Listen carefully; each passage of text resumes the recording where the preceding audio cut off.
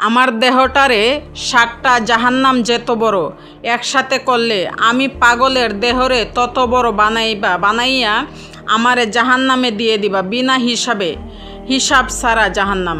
মুসা নবী তো অবাক হয়ে গেছে, আল্লাহ এটা কেমন দোয়া?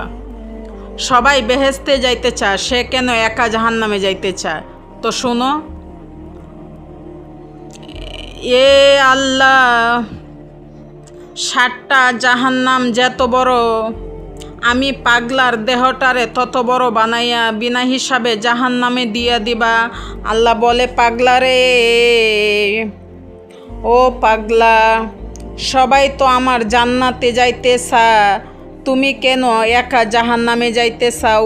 পাগলা ডাক দিয়ে কো, আল্লাহ গো, আল্লাহ গো, আল্লাহ গো, আমি পাগলারে যদি 7টা জাহান্নামের সমান করে একা যদি জাহান্নামে দিয়া দাও, আমি পাগলারে পাওয়ার পরে তোমার জাহান্নাম ভরে যাবে। ও আল্লাহ, তোমার জাহান্নাম যদি আমি পাগলারে পাওয়ার পরে ভরে যা, তাহলে আর কোনো খালি জায়গা থাকবো না। আর যদি কোনো খালি জায়গা না থাকে তাইলে কি হবে?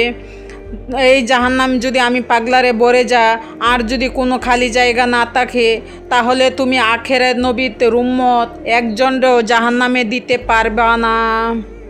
আল্লাহু আকবার। আখিরি নবীর উম্মতরে বাঁচানোর জন্য আল্লাহ বলে, মুসা রে, যা দিছস মিষ্টি করেছি।